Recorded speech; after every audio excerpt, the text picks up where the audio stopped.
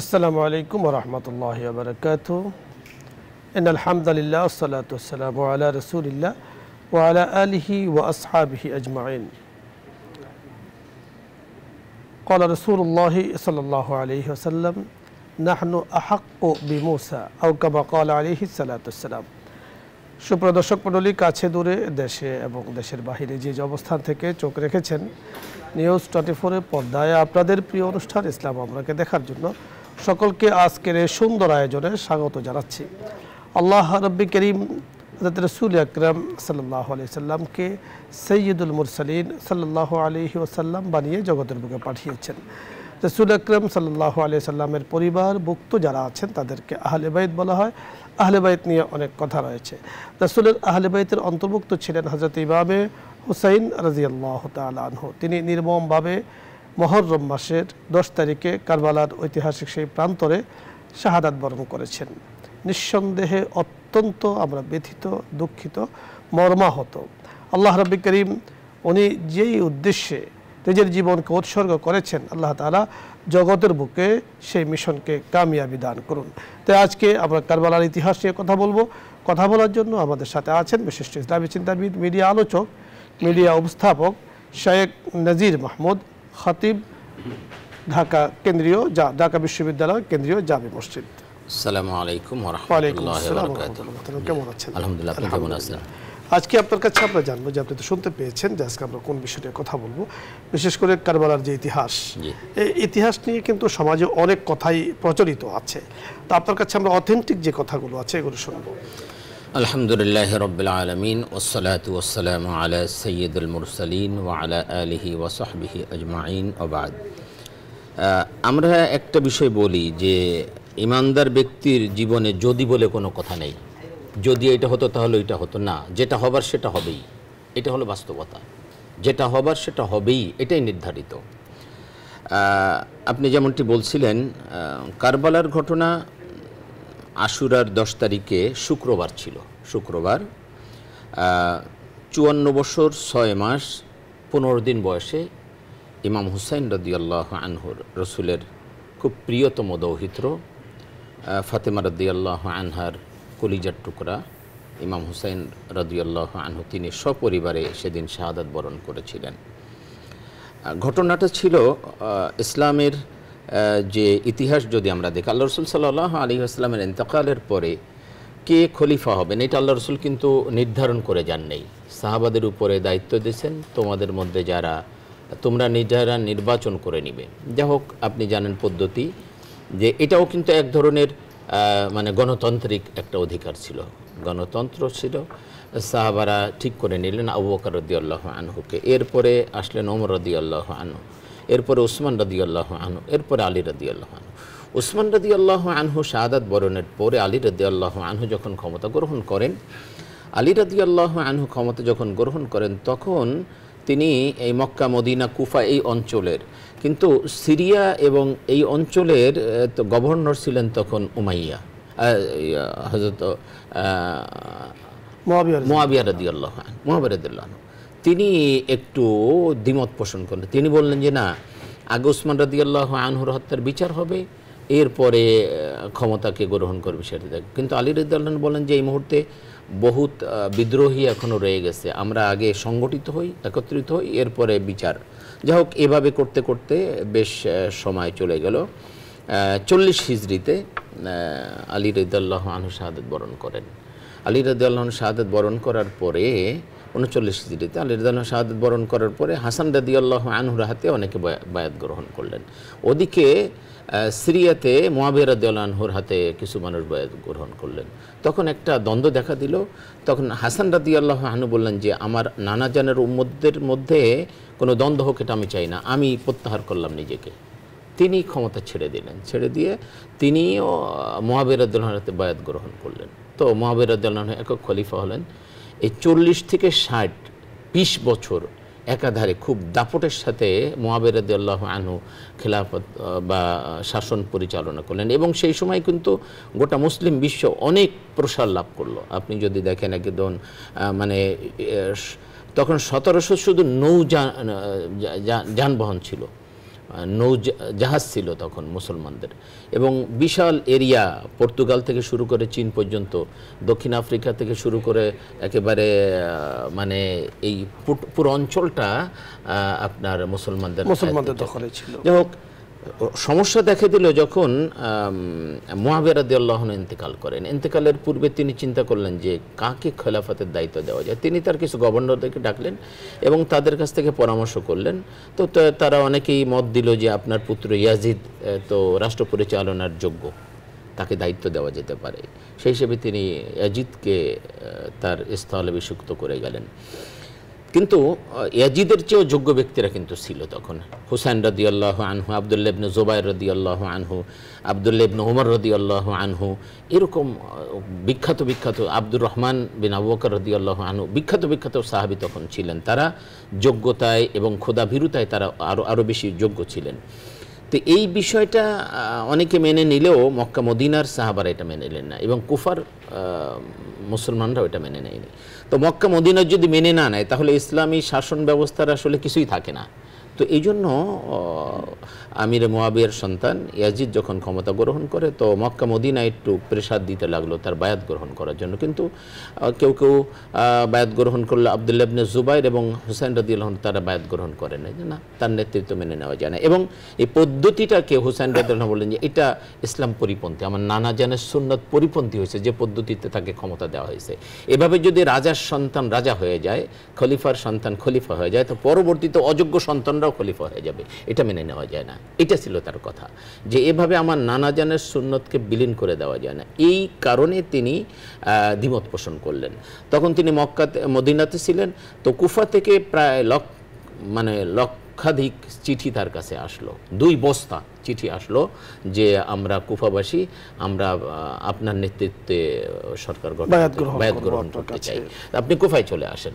তিনি প্রথমে মক্কায় গেলেন। মক্কায় যাওয়ার পরে মক্কাতেও চিঠি আসলো। তো তিনি পর্যবেক্ষণের জন্য তার চাচাতো ভাই মুসলিম বিন আকিল রাদিয়াল্লাহু আনহুকে পাঠালেন যে তুমি যাও, আসলে কুফার অবস্থা কি ছেড়ে দেখো। তিনি যাওয়ার সাথে সাথে 12,000 কুফার 12,000 মানুষ একসাথে তার সাথে বায়াত গ্রহণ করলো হুসাইন রাদিয়াল্লাহু আনহুর পক্ষে। তখন তিনি চিঠি লিখে জানান যে কুফার অবস্থা খুবই ভালো, আপনি কুফায় চলে আসতে পারেন। কিন্তু এদিকে ইয়াজিদ যখন দেখলো যে কুফার এই অবস্থা, তখন তিনি এইখানের যে গভর্নর ছিল নোমান বিন বাশির, তিনি নরম প্রকৃতির সাহাবী ছিলেন, তাকে পরিবর্তন করে খুব কঠোর, বসরার যে শাসক গভর্নর ছিল তাকে দায়িত্ব দেওয়া হলো জিয়াদকে। সে ছিল কঠোর প্রকৃতি। সে কুফাতে এসে অতি উৎসাহী কুফাতে এসে একেবারে টোটাল যারা হুসাইন রাদিয়াল্লাহু আনহুর পক্ষে বায়াত গ্রহণ করে সকলকে একেবারে নির্মূল করে দিল, একেবারে ঠান্ডা করে দিল। এখন আর কেউ হুসাইন রাদিয়াল্লাহু আনহুর পক্ষে কথা বলে না। পরিস্থিতি পাল্টে গেছে। এদিকে কিন্তু হুসাইন রাদিয়াল্লাহু আনহু রওনা দিয়ে চলে আসছেন কুফার দিকে। প্রতিমধ্যে এই ইয়াজিদের সৈন্যরা কারবালার প্রান্তরে হুসাইন রাদিয়াল্লাহু আনহু নির্মম সেই ঐতিহাসিক অত্যন্ত নিন্দনীয় 2-3টা বিষয় আমাকে একটু বলতেই হবে। সেটা হলো যে এইখানে যদিও কোনো ঐতিহাসিক বলছে যে হুসাইন রাদিয়াল্লাহু আনহুকে হত্যার ব্যাপারে ইয়াজিদ নির্দেশ দেয় নাই, নির্দেশ না দিলেও সে মনে মনে কিন্তু খুশি হয়েছিল যে আমার একজন প্রতিদ্বন্দ্বী চলে গেল। দ্বিতীয় যে বিষয়টা সেটা হলো এটা হত্যার কোনো বিচার সে করে নাই। এটা গেল 61 হিজরিতে। 62 হিজরিতে দেখা গেল মদিনায় একটা আন্দোলন শুরু হলো যে নবী পরিবারকে এভাবে হত্যা করা হলো, এই জন্য তারা বিদ্রোহ করলো। এই বিদ্রোহ ঠান্ডা করার জন্য সেখানে সে 10,000 সৈন্য পাঠালো। সৈন্যরা সেখানে অবরুদ্ধ করে 3 দিন একেবারে ম্যাসাকার করে ফেললো মদিনার সাহাবীদেরকে, সাহাবীদের সন্তানদেরকে গণহত্যা, লুটপাট, ধর্ষণ, একেবারে বিশ্রী কারবার করে ফেললো। এই ছিল 61 হিজরিতে। 62 হিজরিতে দেখেন 61 হিজরিতে ঘটনা ঘটলো, হুসাইন রাদিয়াল্লাহু আনহুকে শহীদ করে দিল। 62 হিজরিতে মদিনায় এরকম ম্যাসাকার করা হলো। এই মদিনার এই ঘটনার পরপরই মক্কাতে আবার দানা বেঁধে উঠলো, বিদ্রোহ দেখা দিল। পরবর্তী বছর 63 হিজরিতে মক্কাতে আবার যুদ্ধ হলো। এবং আপনি জানেন মিনজিক অর্থাৎ যেটা কামান ছিল, এটা বাইতুল্লাহতে কামান পর্যন্ত দাগানো হলো। 3 দিন পর্যন্ত সেখানে জামাত বন্ধ ছিল, এমন ম্যাসাকার সেখানে করা হলো। তাহলে এই ইয়াজিদ ক্ষমতায় আসার পরে 3 বছরে 3টা মারাত্মক ঘটনা ঘটালো। এরপরে 4র্থ বছরে সে মারা গেল। কি আজীব কাণ্ড! এইটা হলো ইতিহাস। এবং সবচেয়ে বড় যে ইতিহাস সেটা হলো যে ইয়াজিদের আপনি দেখবেন যে কোনো একটা রাজবংশের কিন্তু দীর্ঘদিন তাদের পরিবারে রাজার পরে রাজা, ক্ষমতার পরে ক্ষমতা কিন্তু থাকে, কিন্তু ইয়াজিদের বংশে আর কেউ কখনো ক্ষমতা গ্রহণ করতে। ইয়াজিদের সন্তান ছিল মুয়াবিয়া বিন ইয়াজিদ ইবনে মুয়াবিয়া, সে মাত্র 40 দিন ক্ষমতায় ছিল। এরপরে সে ভালো ছিল, এরপরে সে তার ক্ষমতা। আপনাকে ধন্যবাদ। এরপর থেকে আর কেউ ক্ষমতা, তার বংশে কেউ ক্ষমতা মুয়াবিয়া মানে খেলাফত মুয়াবিয়া ওখানে শেষ হয়ে গেল। দর্শক মণ্ডলী, আজকে আমরা আলোচনা করছিলাম কারবালার সে ঐতিহাসিক ঘটনা। আসলে এই ঘটনা এক ঘটনা আরেক ঘটনাকে জন্ম দেয়, অনেক কিছু সেখানে হয়েছে। এত সংক্ষিপ্তভাবে আসলে পুরো বিষয়টাকে বলা সম্ভব নয়, তারপরও মুফতি নাজির মাহমুদ সাহেব চেষ্টা করেছেন সংক্ষিপ্তভাবে বিষয়টি বোঝার জন্য। আমরা জানি ইমাম হোসেন রাদিয়াল্লাহু তাআলা আনহু রাসূল আকরাম সাল্লাল্লাহু আলাইহি সাল্লামের অত্যন্ত আদরের নাতি ছিলেন এবং তিনি সত্যকে আল্লাহর জমিনে প্রতিষ্ঠা করার জন্য, প্রতিষ্ঠা রাখার জন্য তিনি সে মক্কা থেকে কুফায় রওনা হয়ে গিয়েছে, পথিমধ্যে যা হওয়ার হয়েছে। আমরা দোয়া করছি ইমাম হোসেন রাদিয়াল্লাহু তাআলা আনহুর জন্য, দোয়া করছি পুরো আহলে বাইতের জন্য, দোয়া করছি তামাম জাহানের উম্মতে মুসলিমার জন্য, আল্লাহ পাক যাতে করে তাদেরকে সব ধরনের ধোঁকা থেকে, সব ধরনের বালা মুসিবত থেকে হেফাজত করেন।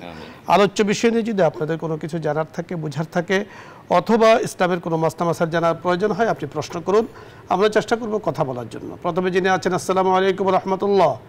দর্শক নাম বলে পরিচয় দিয়ে প্রশ্ন করুন। আমি মামুন বলছি নওগাঁ থেকে। জি বলুন। আমি আমার হলো দুইটা প্রশ্ন। এক নম্বর হলো যে দুনিয়া সৃষ্টির পরে হযরত আদম আলাইহিস সালামের সময় থেকে মানে কি কি জোরে বলুন, বোঝা যাচ্ছে না আপনার কথাগুলো। আসসালামু আলাইকুম। ওয়ালাইকুম আসসালাম। জি, আমি বলছি যে মানুষ সৃষ্টির প্রারম্ভে বছরগুলোর নাম কি ছিল? হিজরি সাল ছিল না খ্রিস্টপূর্ব না কি বছর ছিল? বুঝতে পেরেছি। আর আরেকটা হলো যে আল্লাহর সন্তুষ্টি, রহমত এবং বারাকা পাওয়ার জন্য আমরা কি কি দোয়া বা কাজ করব? ধন্যবাদ আপনাকে, আমরা কথা বলছি। বুঝতে পেরেছি। জি জি, চমৎকার প্রশ্ন করেছেন। দেখুন, এই ব্যাপারে আল্লাহ পাক কোরআনুল কারীমে সূরা তাওবার মধ্যে বলছেন, ইন্না ইদ্দাতাশ শুহুরি ইনদাল্লাহি 12 শাহরান ফি কিতাবিল্লাহ ওয়া মা খালাকাস সামাওয়াতি ওয়াল আরদা মিনহা আরবাআতুন হুরুম, যে আসমান জমিন সৃষ্টির দিন থেকে আল্লাহ পাক বছর 12 মাসে হবে এটা নির্ধারণ করে দিয়েছেন। সেই সময় একদম যখন আসমান জমিন সৃষ্টি করা হয়েছে।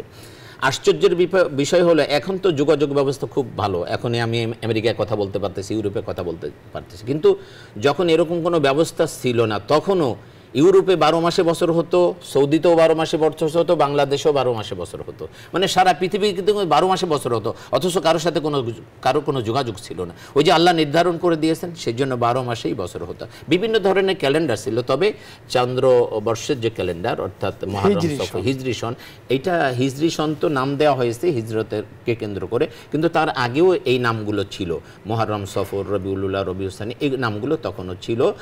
তো এই চন্দ্র বছর যেটা, এটা একদম শুরু থেকে, একেবারে দুনিয়ার শুরু থেকে, ওই সময় থেকেই ছিল। দ্বিতীয় প্রশ্ন করেন যে আল্লাহর সন্তুষ্টি অর্জনের জন্য, বড় ভাই আমাদেরকে ভালো করে বুঝতে হবে, যারা শুনছেন সকলকে বলছে, আল্লাহর সন্তুষ্টি অর্জনের জন্য সবচেয়ে বড় যে বিষয়টা, সে আল্লাহর হুকুম পালন করা এবং আল্লাহর নিষেধ থেকে দূরে থাকা। এটা যদি করতে পারেন, আপনি আল্লাহ পাক আপনার উপর সন্তুষ্ট হয়ে যাবেন। এই বিষয়টা সব সময় মাথায় রাখবেন। আল্লাহর নির্দেশগুলো পালন করা, যেমন আল্লাহ পাক আমাদের উপরে যেগুলো ফরজ করে দিয়েছেন, ওয়াজিব করে দিয়েছেন, সব সময় সেগুলো পালন করা। এগুলো আপনি মনে করেন, এই চুরি করা, ডাকাতি করা, ব্যভিচার করা, এগুলো তো গুনাহের কাজ, আমরা সবাই জানি, কিন্তু আপনি কি জানেন যে এর চেয়েও জঘন্য গুনাহ হলো নামাজ ছেড়ে দেওয়া, এর চেয়ে জঘন্যতম গুনাহ। এই জন্য আল্লাহর যত আদেশ আছে সেগুলো পালন করা এবং যত প্রকার নিষিদ্ধ কাজ আছে সেগুলো থেকে বিরত থাকা, এটা হলো আল্লাহর সন্তুষ্টি অর্জনের সবচেয়ে বড় মাধ্যম। এরপরে আল্লাহ তাসবিহাত যেগুলো আছে, তাসবিহ, জিকির, আজকার। ধন্যবাদ আপনাকে। যিনি প্রশ্ন করেছেন বুঝতে পেরেছেন। পরবর্তী দর্শক, আসসালামু আলাইকুম রাহমাতুল্লাহ।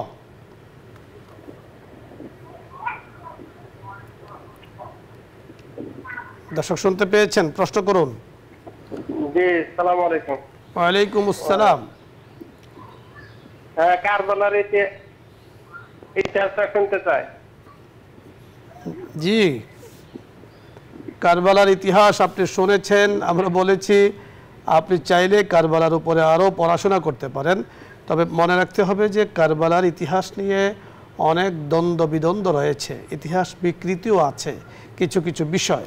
এজন্য কোনো হক্কানি সহি আলেমের পরামর্শ দিয়ে কারবালার ইতিহাস পর্যালোচনা করা, কারবালার ইতিহাস নিয়ে কথা বলা, এটা উচিত। জি, কারবালার ইতিহাস নিয়ে আমাদের দেশে অনেক বই আছে, বিশেষ করে বিষাদ সিন্ধু যেটা লেখা আছে, যেগুলো এর 99% মিথ্যা কথা, একেবারে মিথ্যা, এগুলো বিশ্বাস করবেন না।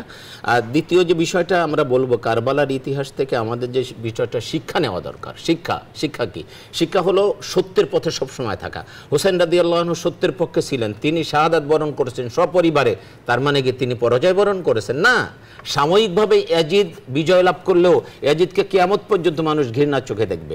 আর হোসেন রাদিয়াল্লাহু আনহু শাহাদাত বরণ করেছেন সত্যের পক্ষে থেকে, শাহাদাত বরণ করেছেন, কিয়ামত পর্যন্ত মানুষ তাকে শ্রদ্ধার সাথে স্মরণ করবে। এই জন্য আমাদের কারবালার থেকে শিক্ষা হলো আমরা সবসময় যেন সত্যের পক্ষে থাকি। সত্যের পক্ষে যদি আপনি থাকেন, সাময়িক পরাজয় হলেও এটা পরাজয় না, এটা হলো আপনার বিজয়। চমৎকার বলেছেন। পরবর্তী দর্শক, জি আসসালামু আলাইকুম ওয়া রাহমাতুল্লাহ।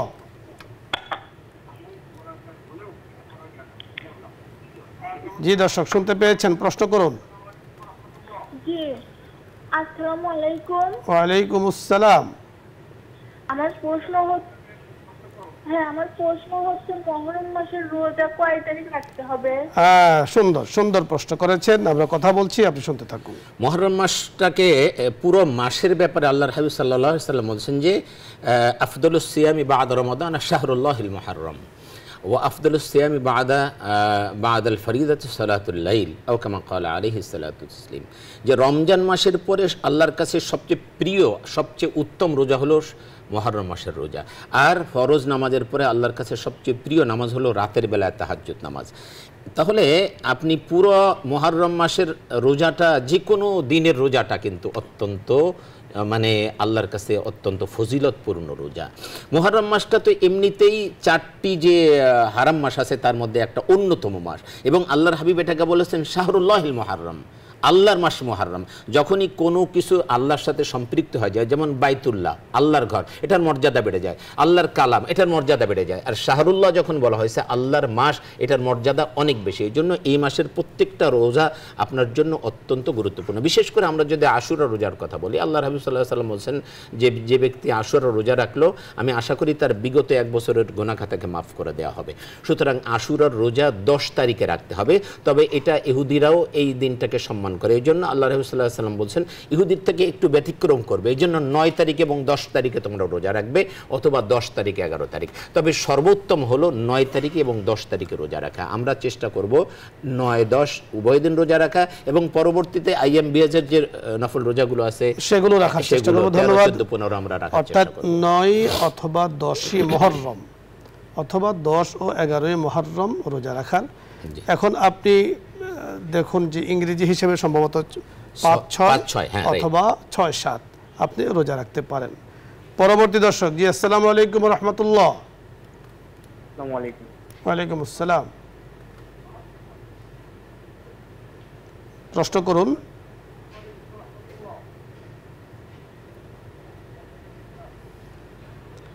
পরের দর্শক, জি আসসালামু আলাইকুম।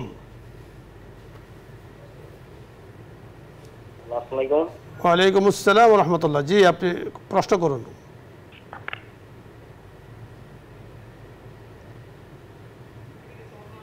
সম্ভবত কানেকশন বিচ্ছিন্ন, আপনি কানেকশন পাচ্ছেন না। এর পরের দর্শক, আসসালামু আলাইকুম।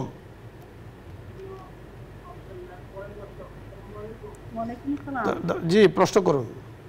হুজুর, ইংরেজি কত 5-6 তারিখে রোজা রাখবো আশুরার রোজা? জি আমরা বলেছি 5-6 জুলাই, আপনি তারপরেও দেখে নেবেন 5-6 জুলাই অথবা 6-7 জুলাই, এটা হলো ইংরেজি হিসাবে। আর চাঁদের হিসাবে আমরা বলেছি যে 9-10 মুহররম অথবা 10-11 মুহররম আপনি রোজা রাখবেন। এখন আপনি চাঁদের হিসাবের সাথে মিলিয়ে ইংরেজি যে তারিখে হয় আপনি রোজা রাখবেন।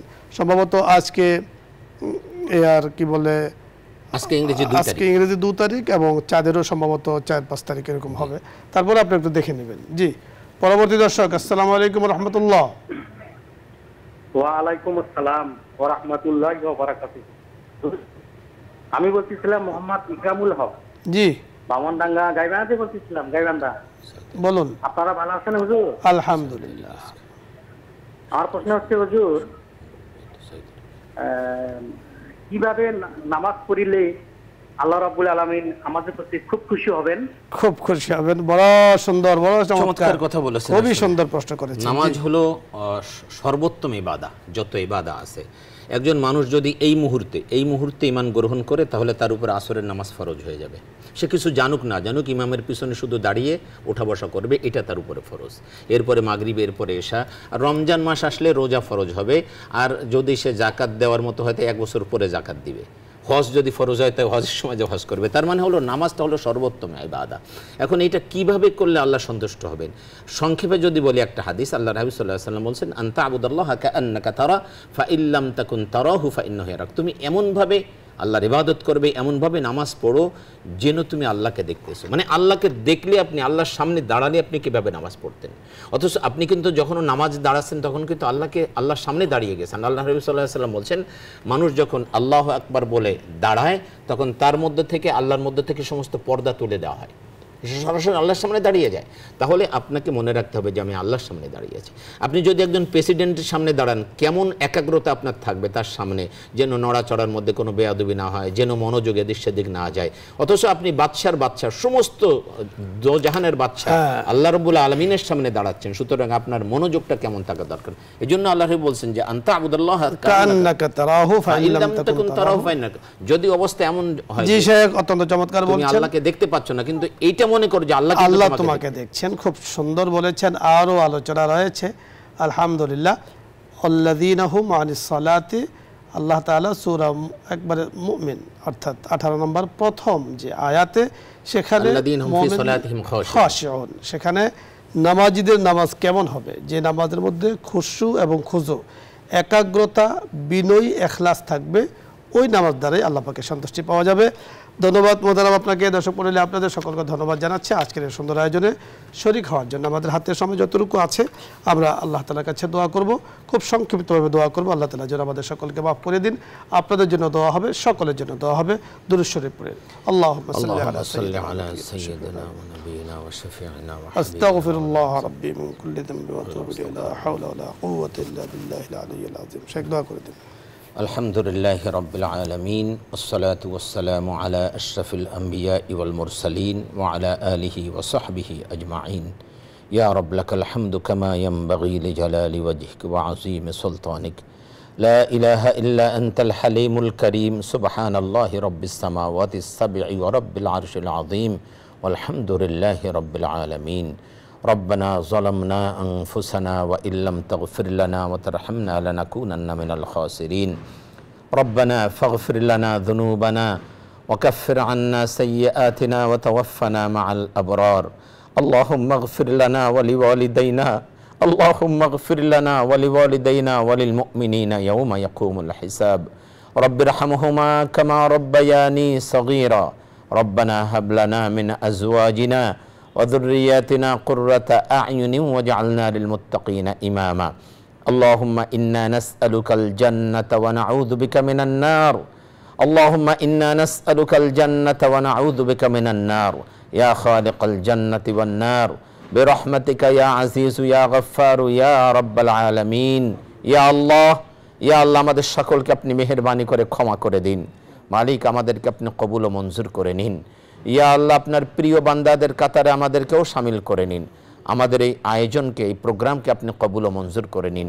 যারা এর সাথে সম্পৃক্ত রয়েছেন, যারা দেখেছেন, যারা শুনেছেন, যারা মাওলা এর সাথে সম্পৃক্ত রয়েছেন, সকলকে আপনি কবুল ও মঞ্জুর করে নিন। ইয়া আল্লাহ, আমাদের পিতামাতাদেরকে ক্ষমা করে দিন। মাওলা, যাদের পিতামাতা ইন্তেকাল করে গেছেন, তাদেরকে জান্নাতের মেহমান হিসাবে কবুল করে নিন। আমাদের যাদের পিতামাতা বেঁচে আছেন, তাদেরকে হায়াতে তৈয়বা দান করুন, সেহাতে কামেলা নসিব করুন, খাতেমা বিল খাইর নসিব করে দিয়েন। আমাদের সন্তানদেরকে কবুল করে নিন। কিয়ামত পর্যন্ত আগত আমাদের পরবর্তী প্রজন্ম সকলকে আপনি দিনদার, ইমানদার হিসেবে, আপনার ওলি হিসেবে, দিনের বড় দায়ী হিসেবে তাদেরকে কবুল ও মঞ্জুর করে নিন। ইয়া আল্লাহ, আমাদের পরিবারগুলোকে আপনি কবুল করে নিন। মা বাবা, সন্তান সন্ততি, পরিবার পরিজন, ভাই বোন, আত্মীয় স্বজন, উস্তাদ মাশায়েখ, মহাব্বতী মানুষ, দেশে প্রবাসে যে যেখানে রয়েছে, সকলকে আপনি কবুল ও মঞ্জুর করে নিন। ওয়া সাল্লাল্লাহু তাআলা আলা খায়রি খালকিহি মুহাম্মাদিন ওয়া আলিহি ওয়া আসহাবিহি আজমাইন। ওয়াজআল আখিরা কালামিনা ইনদাল মাউতি লা ইলাহা ইল্লাল্লাহু মুহাম্মাদুর রাসূলুল্লাহ।